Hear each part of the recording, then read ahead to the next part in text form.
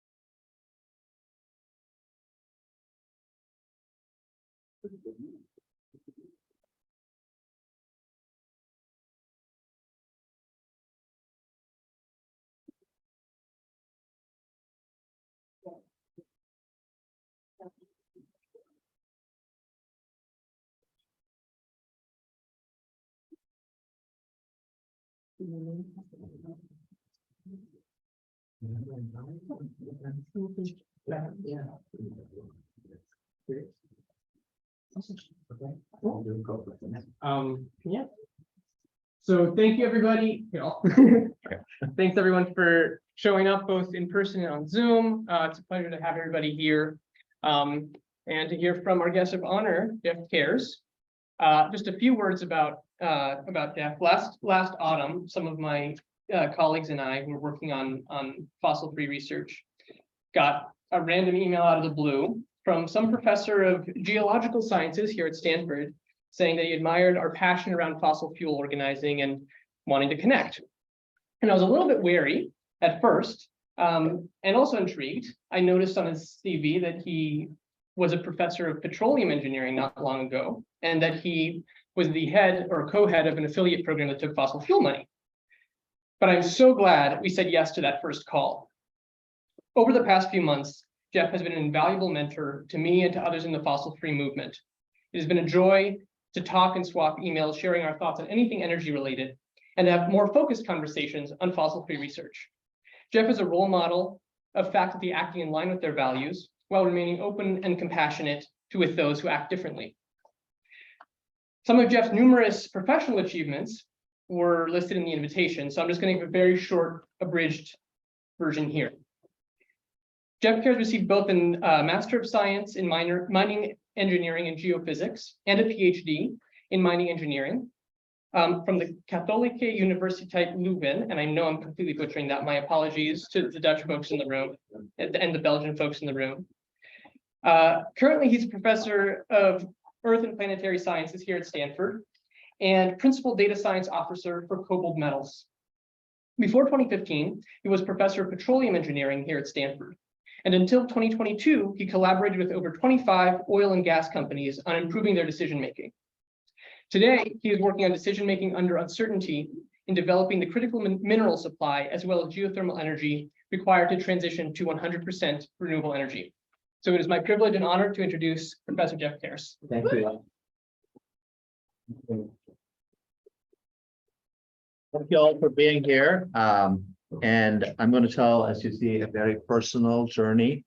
So it's a very personal story about myself, not about somebody else. I will talk about challenges that I've had in my life, particularly around addiction, and also how I learned from other people's stories. I think in some of these meetings that I went to, the idea was that you would use your own story and you would always say the word I, and you would not ever say the word them, they, or you should. And so that's not what I'm going to do today. I'm going to just talk about what I've done, what experiences I've had, and how I came to this decision. So I gave a talk. This was this talk here. I gave this talk at the beginning of the pandemic. Sounds like forever ago. At the beginning of the pandemic, as you remember, there was the murder of George Floyd, and that rattled a lot of my nerves, including, the reaction to that. And so I felt at that time it was necessary that we share more of our stories, that we often live by ourselves. We often don't know who we are. I don't know some of the people even in the room that personally, or colleagues of mine personally. So I'd like to tell stories, and that's what I told, and also a story of failure. I think we often hear at Stanford stories of successes and excellence and awesome and all of that. That's certainly happening, but there's a lot of failures. And this was a story about that, and about the challenges that came with it and how I addressed some of those challenges. As you see, I'm a person that's living with HIV. I'm bipolar, and I also have addiction, which I will talk to about as well. Those are not simple things. I have to take medication to stay alive today, and there's a lot of stigma around any of those diseases, and that's still out there. So a little bit about myself. I was born like every good Belgian boy under the church, we call that. Belgium is the country that has the most churches per square area. And this is an amazingly beautiful church. It's an abbey. That abbey is over 1,000 years old. And I lived right over there, like that rainbow arrow. And so being part of that is to see we had a copy of the Last Supper. Da Vinci was actually in the church. And very beautiful building. And of course, Belgium is very famous for beer. And so after the church, you went for a beer. And so the monks, they were brewing this beer. Belgium has this city I lived in, it's called Tongerlo.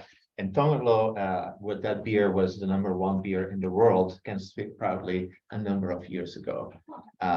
So there was a lot of influence by, of course, the Catholic Church in my life, and life then was very different than it is now. There was, of course, no internet, and we lived up in a small rural area. So, well, you know what that means is openness of mind is not necessarily available. So a couple of baby pictures.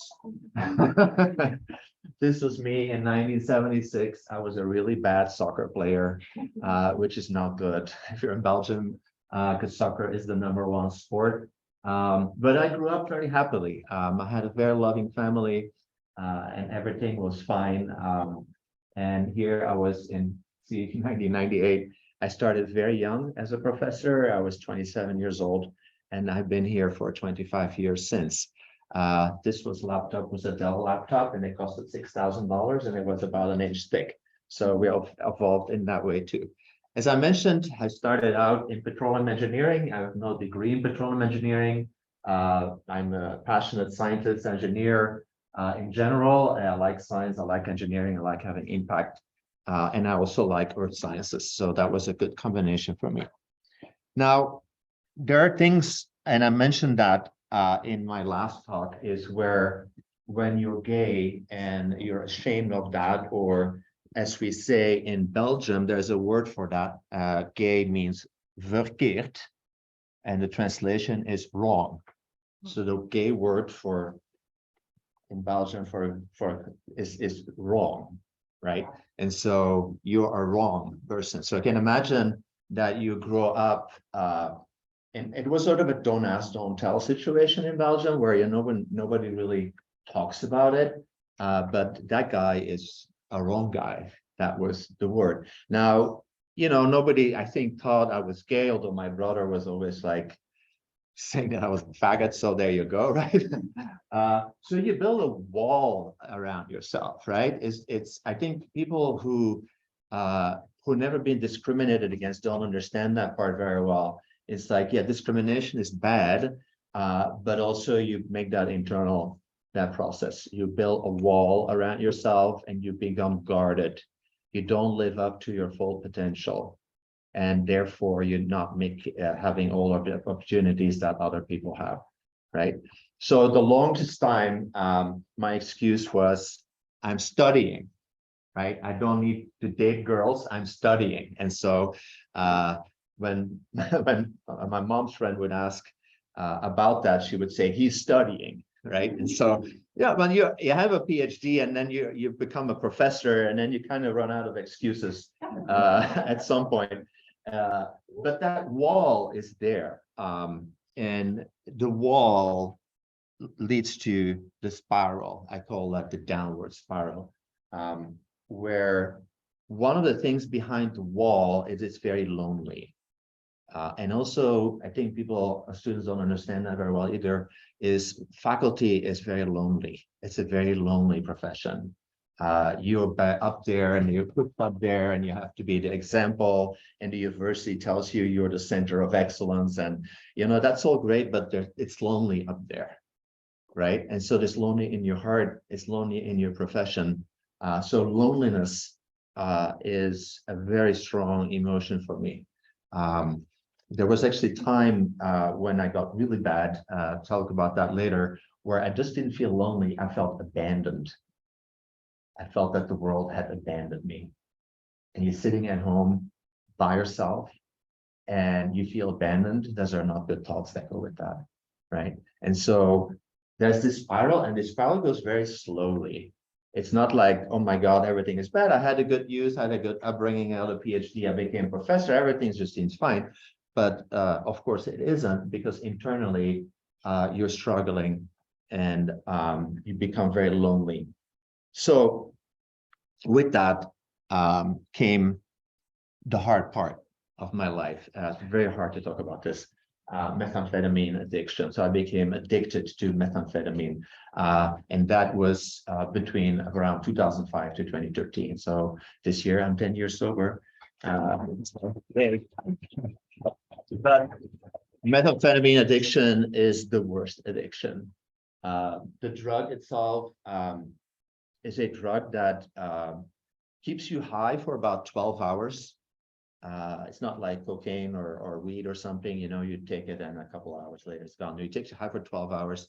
And then we come down, you go into the worst depression ever. This is not a depression like, oh my God, I feel low. This is a depression where you want to crawl out of your skin and you become your worst enemy. A depression where it is not about I can't get sleep. I'm sleeping 15 hours a day. I wish I could sleep 15 hours a day, but it's a depression where there are two persons inside yourself, which is yourself and this other entity, I call that, which is trying to attack you from the inside. And so it is something that, it happens every single second of the day. It's not a depression where like, okay, I can go about do my business. It's like every single second you're struggling. You're having an extremely hard time. You're walking along the streets and every single second is a suffering. So then later on, I was also diagnosed with bipolar. And so methamphetamine addiction came with a lot of risk taking. Bipolar comes with a lot of risk taking. So I ended up, of course, with HIV eventually. That was unavoidable. Now, methamphetamine addiction, if you read up on that, the average lifespan of a person who is an active user is 3 years, right? So I was using actively, and I was binge using. So binge using means that you don't use every day, of course not, because you have to go teach. But you keep using and you stop, and then 2 months later, right, you stop. So you start again and you do that. And but the problem with that is that it gets harder and harder to stop. And so there was this one semester quota in 2010 where I couldn't stop, and I was teaching. I could not stop. And so I went to the hospital. I talked to my HIV doctor. I was already HIV positive then. And she took me, the best thing she took me to the chemical dependency clinic, and I went into rehab. And rehab is not easy. And that took years to take hold, of course, before I could finally say I don't have to do it anymore. And I can just, the other thing that of course happens is that even a couple of years later, when I was getting better with the drug use, I was still not better with dealing with the bipolar issues. And so that was a funny story that I was feeling really bad that day, and I went into work anyways. And then, you know, I couldn't concentrate whatsoever. And I went to a seminar, and the seminar was so bad that the only thing I could think about in the seminar is to kill myself, because the seminar is so bad. So I ended up going to hospital here, and I said, "Why are you here?" And it says, "Because of a bad seminar." Because I couldn't handle. That's nothing to do with the seminar. It's just that you're at this level of badness where anything else just pushes you over the threshold. Then I went into institution. That means suicidal hold and all that stuff. Don't ever go there. Don't do that. I was locked up for days, and that was super hard to do that, just to be there. But I got better slowly, and I made some more healthy life choices. So one of the way of spiraling out of this for me was addressing the root cause. Right? And the root cause is loneliness. So how do we address loneliness? Where does that come from? And so I had been in relationships, but the relationships that I had were the relationship to cover up the loneliness. It was not a relationship with lots of depth. So I said, well, what do I really like? And as a bipolar person, you're very influenced by the negativity or the positivity of the people that are around you, right? So I get that vibe immediately. If there's a negative vibe in the room, I see it, I feel it immediately. If there's a positive, I feel it too. So associating myself with communities and community organizing around positive imaging and positivity, that was a big forward. That was the 12-step program, of course. I made a lot of friends in the 12-step program, and also becoming physically healthy, because in 2010, I was coming down with AIDS. At that point, my blood count was so bad. I got shingles. I got all kind of other stuff. I got viral meningitis. I got all of these things. And so I had to get healthy. So I joined this enormously fantastic organization, which is called AIDS Life Cycle. So AIDS Life Cycle is a ride we do every year from San Francisco to Los Angeles with 3,000 people. And in that ride, we are fundraising for those living with HIV/AIDS that cannot afford the medication that I can afford because I have healthcare. And so we raise every year $50 million to do that. And here is 7 days, and you see here are some of the, you know, it's not just riding, as you see, it's a lot of fun stuff, right? It's a lot of gay stuff, and it's a lot of things going on here. For example, we go through this town, the little town called Bradley. You know, Bradley is near King City in the middle of California. And I can tell a story of a woman there. And she was a part of a church, and she was always very judgmental about us going through this town and influencing the kids. In fact, it happens in this town is that the kids make a barbecue for us, and then raise money for the school. So in fact, we brought every year $80,000 of barbecue money into this school, right? And so this woman started to talk to us, and now she is the biggest advocate for our right in the whole town. That's what community organizing can do. That's what community can change, right? You don't change the world by yourself. You change it by joining this community. The other thing that's great about its life cycle here is to allow yourself to make fun of yourself, right? And so I'm going to do that. And there's a day number 5, which is called the Red Dress Day, where we're in the middle of farming California, and there's 3,000 men and women that are driving around in red dresses. And so here you see, this is the tent city, or so we sleep in this tent city with 1,500 tents. You see, this was early on. I was a Stanford cheerleader at that point. So it's great to do that. I think faculty should make for fun of themselves. And so here's my contribution to that. Community service, it's been so amazing. Sitting around at home alone is just not very pleasant. And so I really enjoyed Gay for Good is an organization of course, that I part in San Francisco. There's a lot of stuff you can go online and you can do, like, be cool in a hat like that, where it's not a real problem, but and so on. So you can do that, and it's amazing to do this community service. The one that really stuck with me was Project Open Hand. I work at Project Open Hand 4 hours per week, and Tuesday morning and Thursday afternoon. And Project Open Hand is in the Tenderloin of San Francisco, which is a challenging area. And you see, we're scooping meals into trays, and then they get sealed, and then they get all wrapped up in a package, and 7-pack we call that. And then that gives a sticker, and that sticker tells you is this a vegetarian meal or not. And one of my heroes in my life is Adrian, the chef here, who is also gay, has also had issues with addiction and things like that. And it's great to work in that organization. And it reminds me a little bit also about that the world is not like Stanford when you go there. And that's important to remember as well. Okay, so a decision and a pledge, right? The first thing I want to say is that this is an informed decision.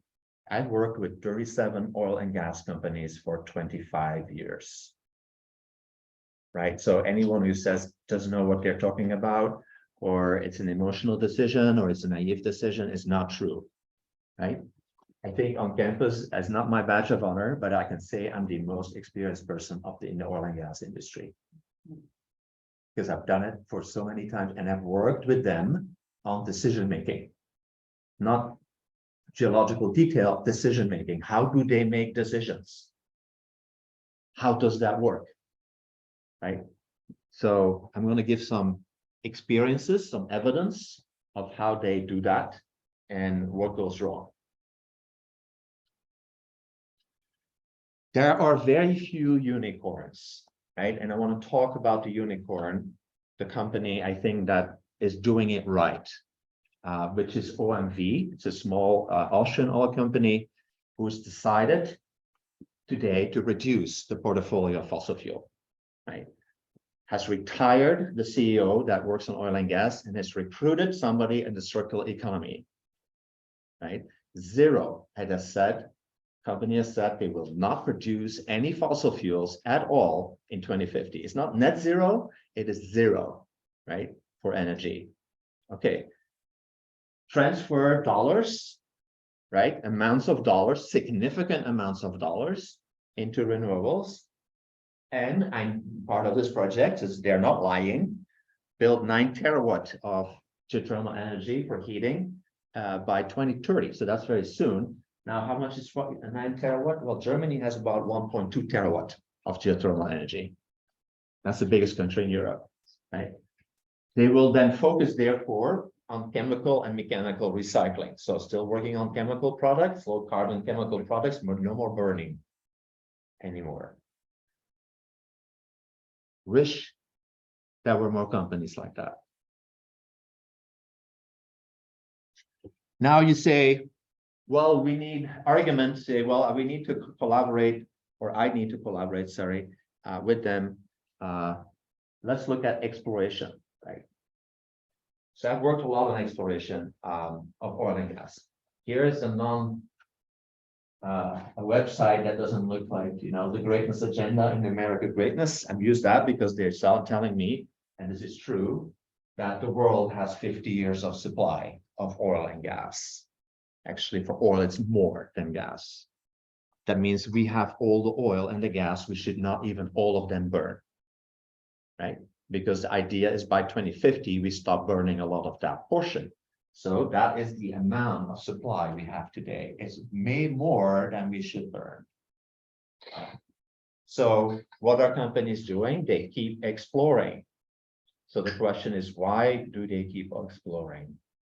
Right? The argument often that I hear is energy independence, but that's a fantasy. There is no energy independence with oil and gas, right? There can only be through renewables. So no, I don't want to collaborate with companies to explore for more stuff we are not going to burn. There is a huge divide in these companies between scientists and managers, executive, huge. I've really enjoyed enormously working with many of the colleagues on problems of geology, geophysics, reservoir engineering, decision-making. And I enjoyed that until the very end. Wonderful people, very interesting problems, very smart people. And we'll talk about a few of those. On this side, however, are completely different people.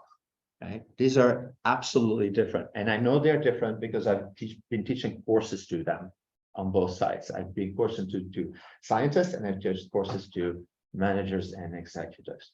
In fact, if you talk to them, right, they will tell you, many of them tell you that they don't know what they are doing. They have no clue. Some of these have no clue what they're doing. Actually, they tell me sometimes they don't know why they're doing it. So that is some evidence I'll provide. Somebody that I know very well, Damien Birch, was fired by Exxon because he told them, you're pressuring me to doctor the data of the largest gas field in the world, which is the Permian Basin. He was fired for that, and because he was pressured to doctor the data and increase the reserves protections. This was published in the Washington Post. I haven't talked to Damien specifically about this because this is still ongoing, but I know Damien very well. We're on a website where our pictures are together, which is Kobold Metals. Okay, Damien is one of the best data scientists in the oil and gas industry. He was fired because he didn't know, for the reason he didn't know what he was doing, told Exxon. Then there's, she was also fired, part of that. So this idea of inflating and lying about reserves is very common. I've seen that many times. I've seen that in several companies. I sat in a meeting with an executive and a scientist, where the executive asked the scientist, well, last year we had so much reserve, and this year we have only half the reserve. Where did the oil go? Well, the oil was never there. The numbers were inflated last year, and now you drill one more well or two more wells, and suddenly the reserves are shrunk because you have more data, right? It's constantly scientists, I've seen that, are pressured to increase numbers.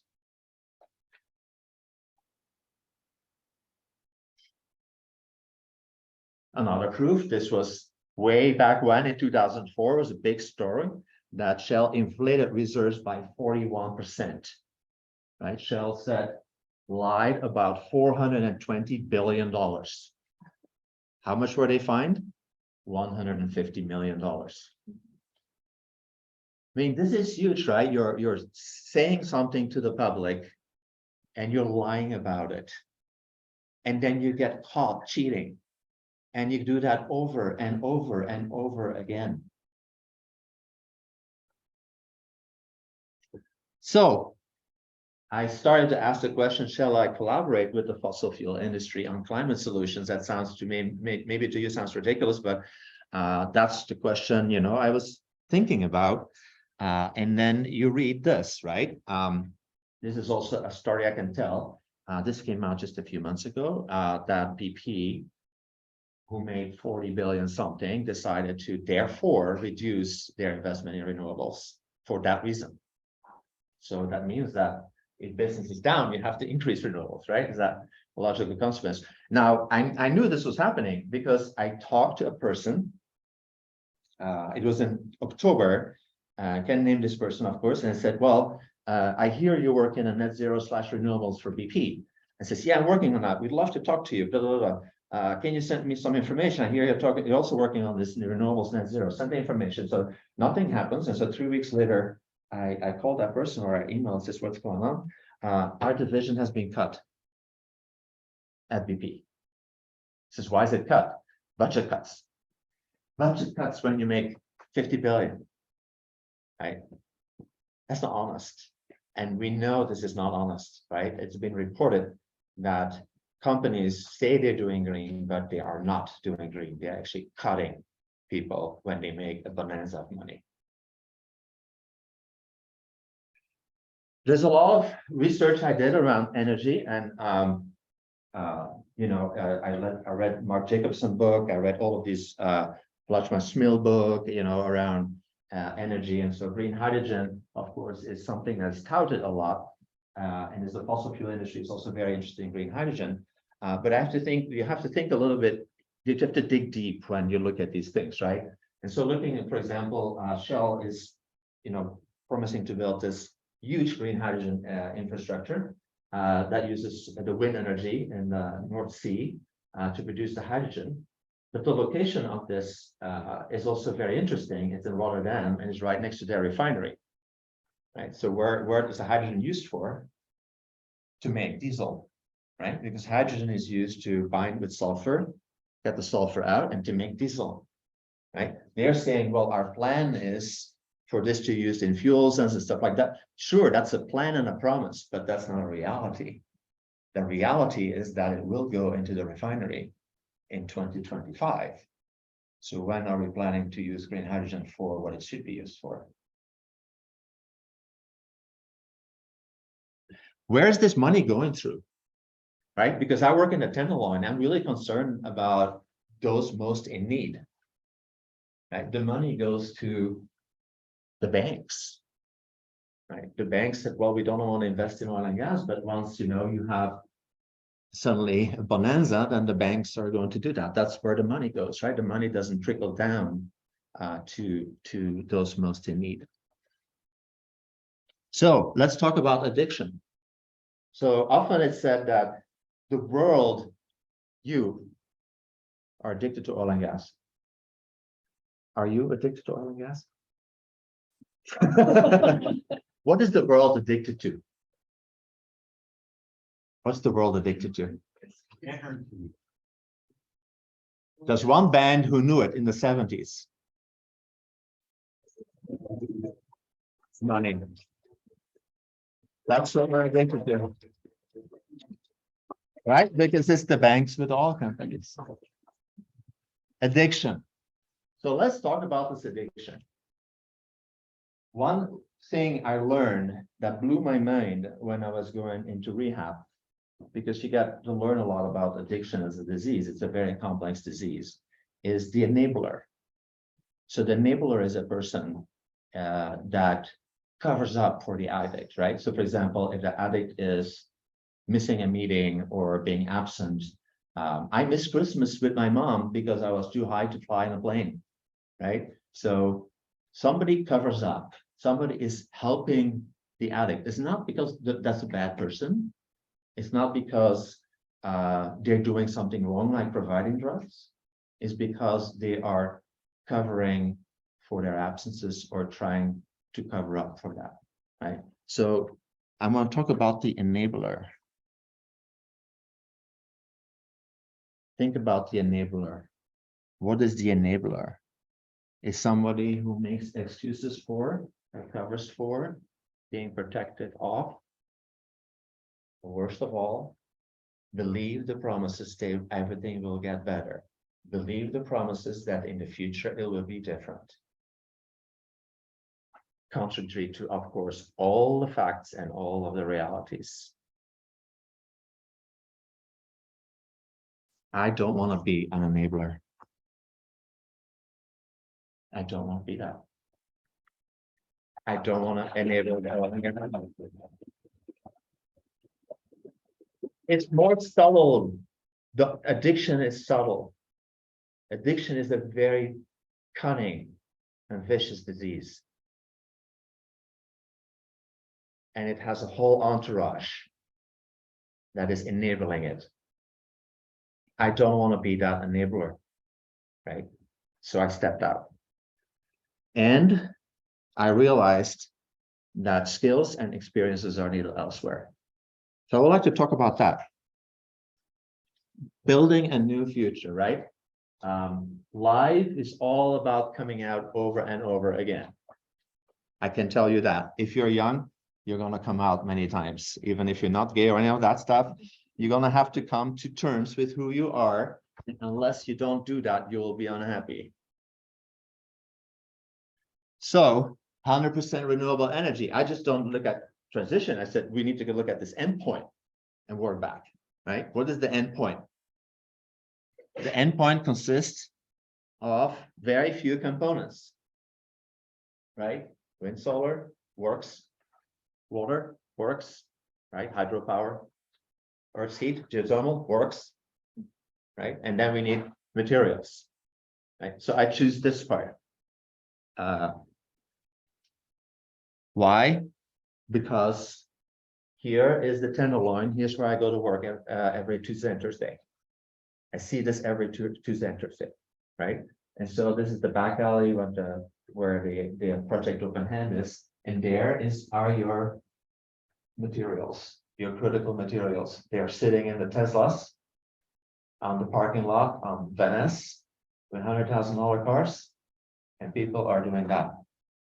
That's not right. That's not equality, right? That's not equality at all. So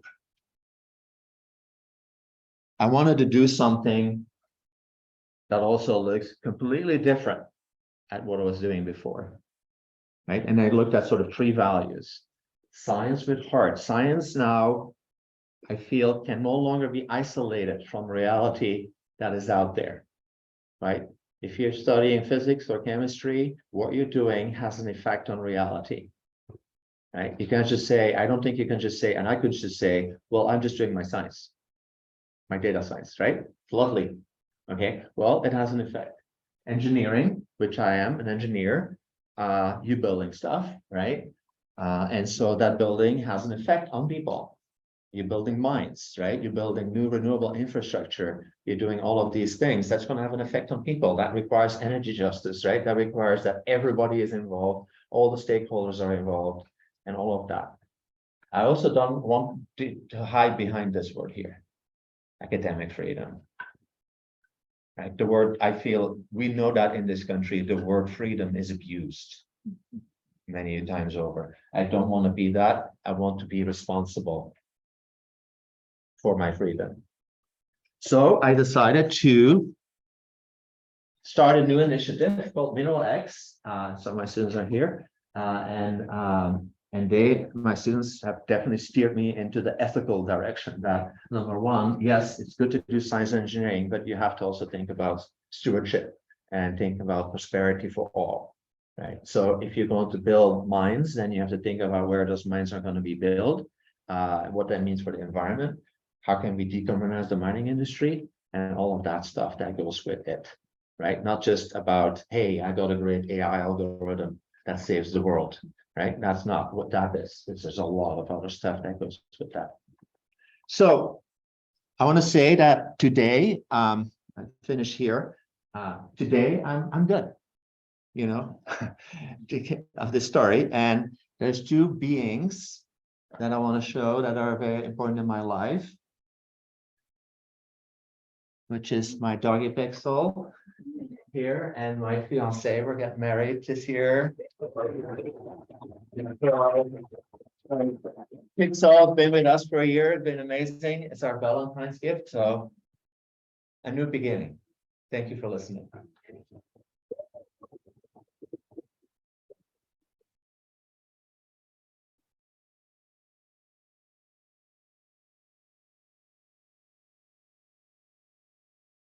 Okay. Thank you so much, Jeff. This was an amazing talk. We've got, I think, just about 20 minutes before we end, and there's food out front. So time for some questions. We'll take questions both from the audience here and on Zoom. So yeah, I'll start with someone in the crowd. Yeah. Yeah, so I'm just curious, I understand the democratic politics. Yeah.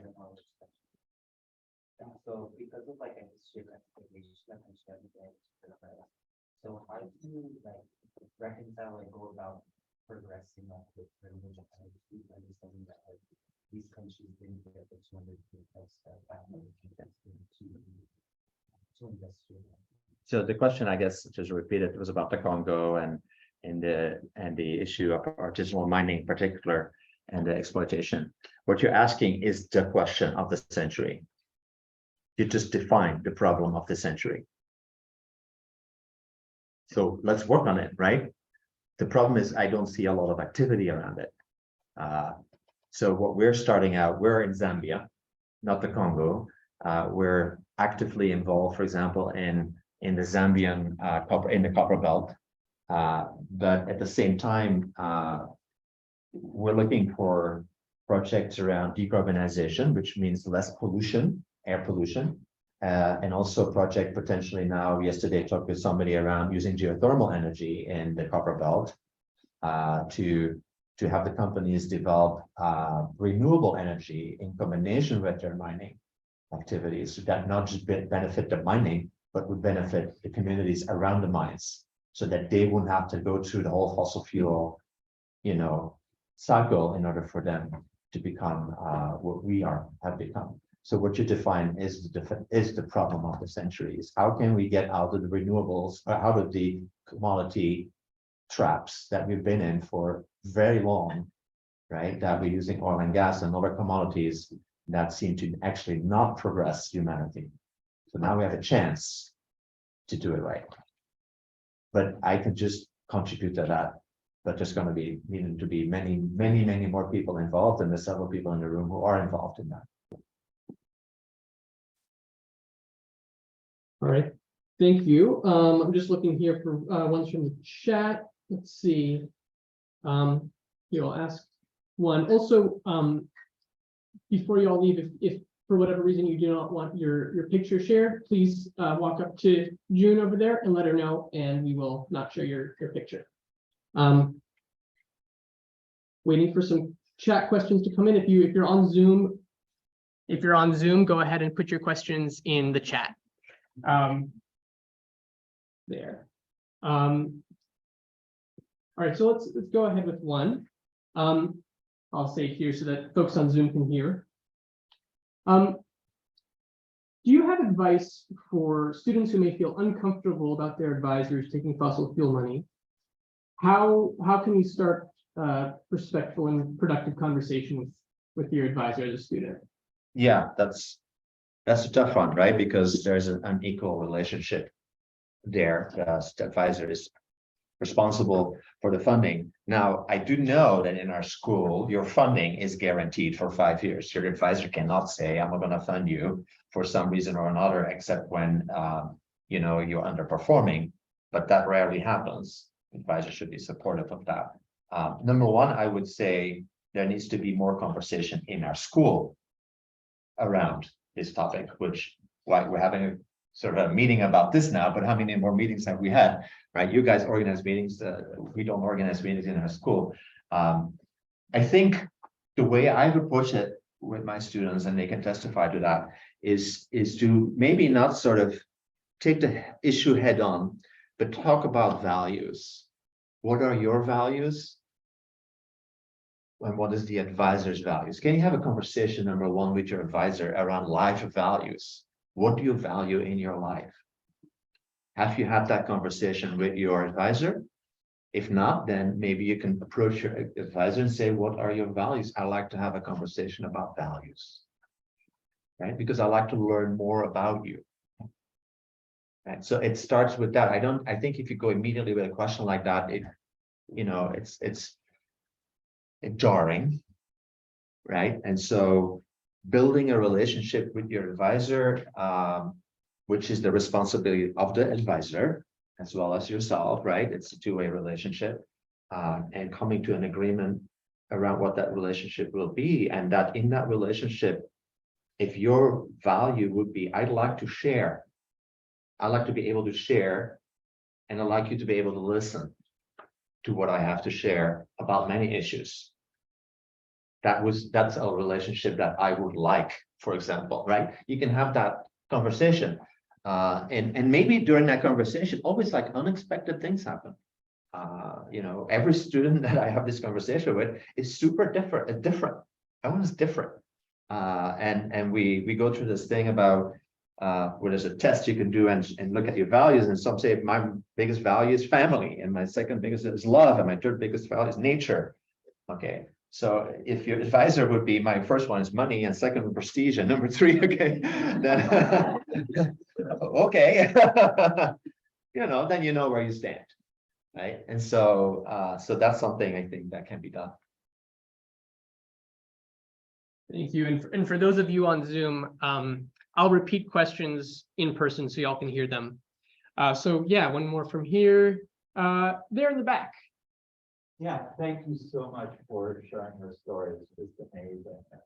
One of the things I've been thinking about is addiction and how we're managing our lives and using fossil fuels. And I'm kind of landing on how we're addicted to our high energy fossil fuel lifestyle because it's just so exhilarating to like get in a car and travel really fast somewhere, or jump in a plane and then hurtle through the air in this amazingly heavy thing. And I've been trying personally to try to get off the fossil fuels, and it feels depressing to do it. Okay. And it almost feels like I'm letting go of something. Yeah. And I'm just wondering, what are your thoughts? Do you see that as an important part of this transition off of fossil fuels?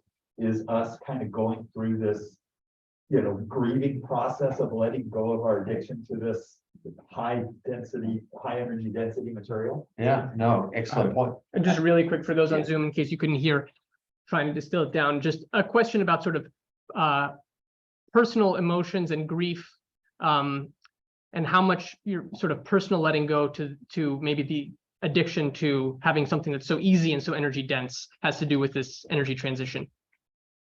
Yeah, it's an excellent point. I think what is one of the emotions after when coming clean is grief. You have to let go of the drug, but you also have to go of the lifestyle and of the friends that you have been using. You can't be around them anymore. Right? This is hard because that was my community. My community was a using community. What wonderful people. And so there's a grief there. So of course, these are all personal choices. And so out of addiction comes, I think, two very important emotions that may help you and has helped me is humility and gratitude. Right. So we write our gratitude lists. That means essentially focusing on the essential parts in life that are important, and reminding ourselves the essential parts that are the most important. That walking your dog in the morning is the most happy and wonderful and satisfying thing you can do, right? And that all the rest is just extra. But yeah, we've gone to this point where if our lives are not amazing and Instagrammably exciting, and all of that, then there's something wrong with us, right? So that was a process. I didn't come to that overnight. And still, I still have urges of around, I need to be amazing and things need to be like super exciting all the time, right? Because the methamphetamine is the excitement drug. It's the high, right? And so, yeah, it's a process, and I wish you the best in your grief. Yeah, thank you. Thank you. One more from online, and my apologies. The chat is disabled. It's Q&A that you should be entering if you have a question. So this one is a two-parter. Number one, can you talk more about your current Mineral X initiative projects and future projects that you hope to spearhead?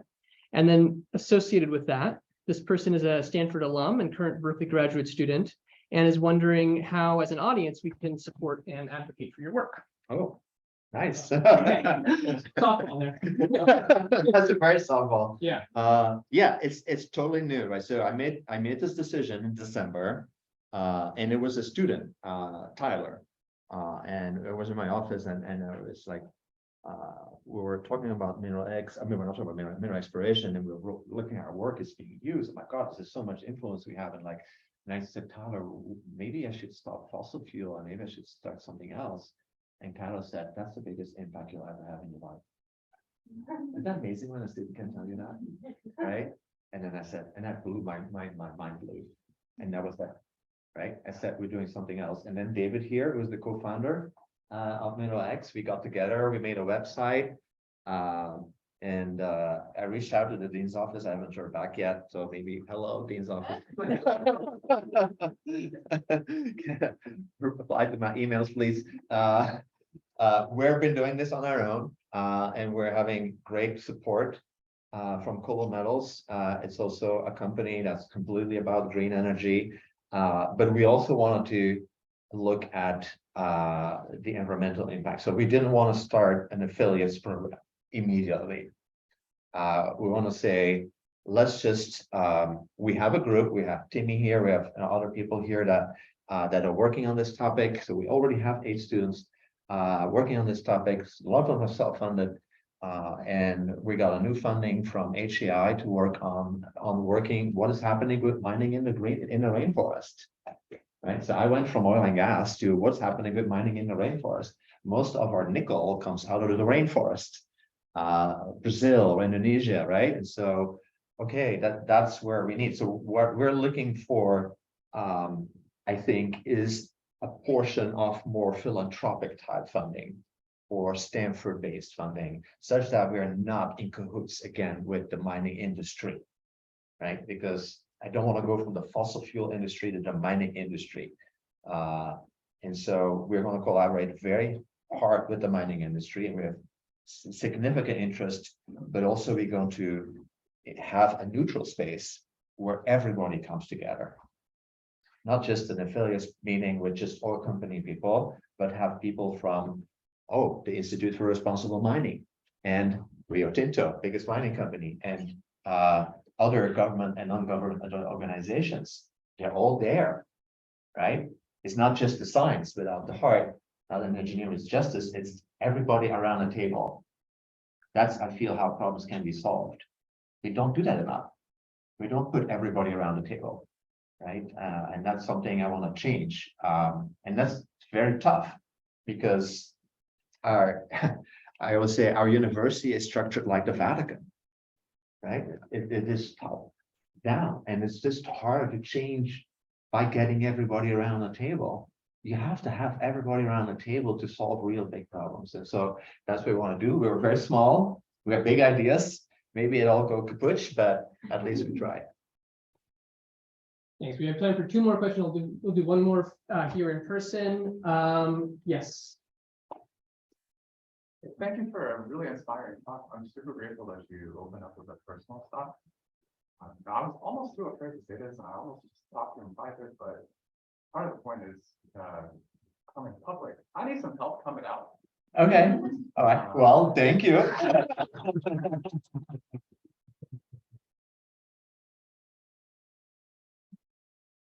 Yeah. So, go ahead. Yeah. So the way I've done that is to, Do you mind repeating the question is about how to come out. And come out about many issues, right? Talk to a person you like. The person you like is likely to be non-judgmental about you. Right? You don't have to go and blur it out in the middle of the campus and say, "Brr," yeah, but you can talk to people you like, and this is a process. This is not overnight. You know, my mom says, "What did I do wrong?" And my dad said, "I don't approve." Right? So those may not be the people to talk to first, right? And also when people say, you know, in addiction, we do the same thing. It's like when you say, talk to somebody and say, "I'm an addict, I'm not drinking," right? The reaction you get, that's not for you, that's for them. Right? If you say, "Well, I don't know, stigma," right? Or someone says, "Oh my God, yeah, I'm so sorry to hear that. And I have a friend, this and that," that's the person, right? So that's kind of how I did that, is like really think about somebody you like. Also colleagues, I talk to colleagues about the problems I had, and I didn't go to the chair and say, "Hey, I'm an addict." I went to, a good friend, professor that I'm still amazing friend with, and she guided, it's a woman, of course. She guided me and helped me out a lot. So I recommend that.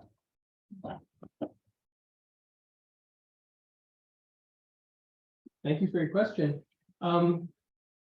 Let's see, I think one more from, see, we're almost at time. One more from online, if you Yeah, yeah. So this person is curious if you could share from your experience within the industry, unique pressure points that you would recommend to challenge the adverse influences upon the public good. From within the industry. From within, yeah. I think from your experience within the industry, any unique pressure points, either within or without, that you would want to highlight.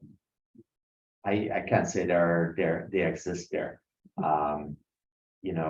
Because of the divide I talked about, right? The divide between scientists is say one thing and executive just, we know what happened with climate change. Scientists predicted Exxon, right? And executives just decided to ignore it or lie about it. I would not do it that way. I would say, if you know somebody in the oil and gas industry, and perhaps approach that. The problem with the oil and gas industry right now is they're bleeding talent like never before. I go there. I've been there for 25 years, and in the last year, I have seen the talent just walk away, right? And so, if you know somebody in the oil and gas industry, you can say, well, you can maybe have that conversation with that person. Say, "I'm concerned about, climate change and the oil and gas industry is a good, money provider for a family, right? They're a great, amazing job, very secure jobs. They're always going to happen." But maybe, you can also have a conversation around, I know about climate tech companies. They're looking for great talent. I think you're great talent. Right? It's not just about, well, that's what I did, right? I just walked away, not just walked away, but I also said, I feel my talents are just needed much more elsewhere. And if you know a person that's very talented, that's in the oil and gas industry, there are in fact huge amount of jobs in climate tech, right? You see, actually, what's happened recently is a lot of Facebook and Twitter have been laying off people, and you hear about the unemployment is not going up. Why is that? Because they all go into this new industries, right? And there's a lot of opportunity there. I work for Kobold Metals. This is one company.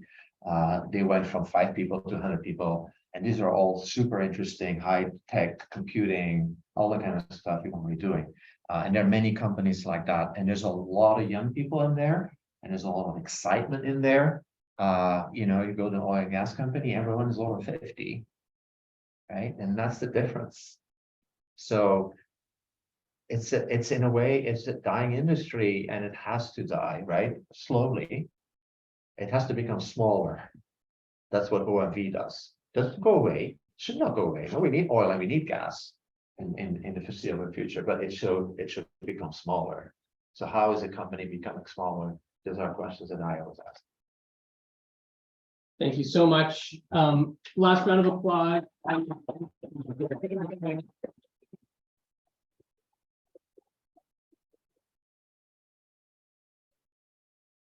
And for those of you who are here in person, if you're already part of the coalition, great. If you are thinking about joining after hearing Jeff's talk, amazing.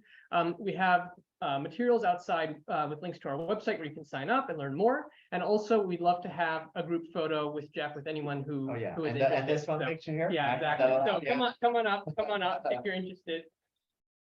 Only afraid, no pressure, right? Yeah, no pressure. Yeah.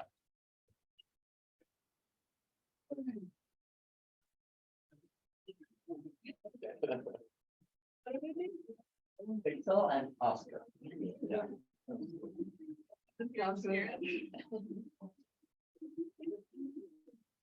All right. Thank you so much for.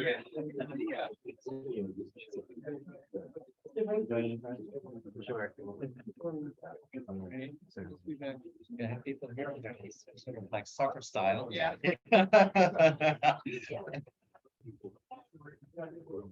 Wow.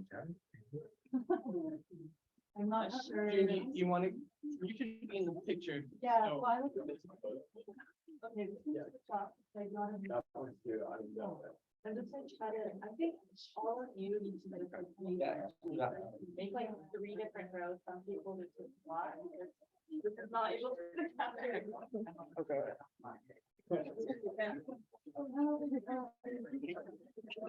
There's room.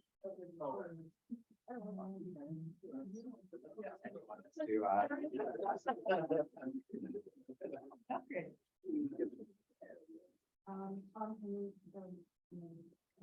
just a little bit. 1, 2, 3, 1, 2. We can do whatever.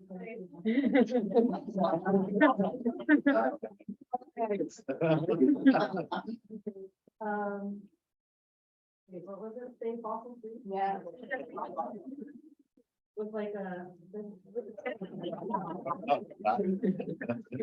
2, 3, fossil free. That was really. Sorry, hang on for 2 seconds. You don't, yeah.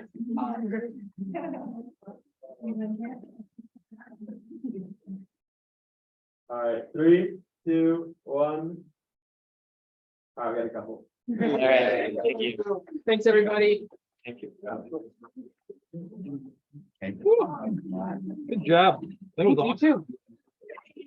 Yeah, Rob never. Anything. Was he the one with like the chat doesn't work? Also, the sound. Wait, hold up. Are we I- still recording? Oh yeah, you. No, Where's Zoom? Yeah, I know that is. But I'm supposed to look.